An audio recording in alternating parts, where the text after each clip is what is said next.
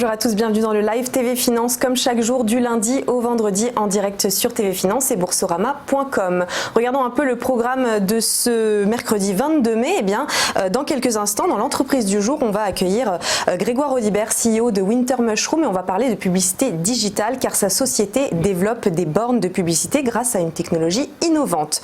Puis on suivra l'ouverture de la Bourse de Paris à 9h en compagnie d'Éric Seban, trader et coach chez Perceval Finance. Dorian Abadi viendra ensuite nous décrypter les market movers. Et puis dans notre rubrique Parole de dirigeants, focus sur l'apprentissage collaboratif avec Laura Le Sueur, Director of Learning chez 360 Learning, la plateforme de formation digitale par excellence. Et enfin, on évoquera le bien-être et la beauté mobile en compagnie de Catherine Ledmé, présidente de Cause For Me, l'entreprise qui prend soin de vous où que vous soyez. Avant ce beau programme, retour sur les dernières actualités, et elle joue sûrement sa dernière carte concernant le dossier du Brexit. Theresa May a présenté hier une série de compromis aux députés britanniques afin de sortir de l'impasse. Un nouveau référendum pourrait être organisé. Elle a aussi évoqué le maintien dans une union douanière temporaire avec l'Union européenne afin de tenter de rallier à son plan de Brexit la majorité des députés. Un moyen selon elle de répondre à la volonté des Britanniques qui ont voté à 52% pour la sortie de leur pays de l'Union européenne en juin 2016. La première ministre a affirmé que son projet de loi donnera des garanties supplémentaires sur les droits des travailleurs et les protections environnementales, ce qui était aussi réclamé par l'opposition travailliste. Désormais, la balle est donc dans le camp des députés, mais pas sûr que cela suffise à obtenir début juin le feu vert de la Chambre des communes à son accord de divorce avec Bruxelles.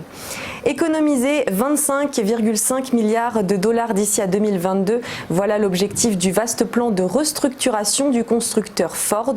Pour cela, il a annoncé supprimer 7000 postes dans le monde d'ici l'été, un plan qui inclut le licenciement de 800 personnes aux États-Unis où Ford a déjà lancé des départs volontaires il y a quelques mois. Et puis évidemment, l'Europe ne sera pas épargnée. Des milliers de postes vont probablement être supprimés. En France, on pense notamment au site de Blanquefort qui devrait fermer ses portes en août prochain.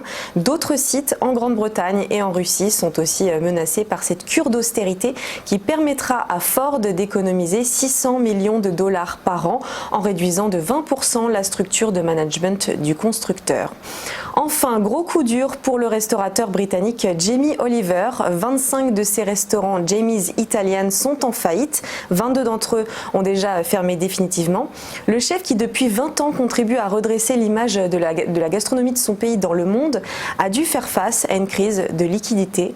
Résultat, 1 millier d'employés se sont retrouvés immédiatement au chômage, ce qui a constitué un choc au Royaume-Uni où il est une véritable star de la cuisine et des médias. Toutefois, depuis 2017, le business de Jamie Oliver connaissait déjà des déboires. Plusieurs établissements n'avaient pas survécu comme aujourd'hui à un secteur de la restauration ultra concurrentiel. Petit point sur la Bourse de Paris maintenant avec le CAC 40 qui a clôturé hier en hausse de plus 0,5% à 5385,46 points. D'autres indices internationaux ont aussi repris des couleurs comme le Nasdaq plus 1,08% à 7785,72 points, le DAX plus 0,85% à 12 143,47 points ou encore le FTSE à plus 0,25% à 7328,92 points. Côté valeur, on notera la baisse du pétrole Brent moins 0,47% à 71,68 $. On se retrouve dans quelques instants pour notre première interview.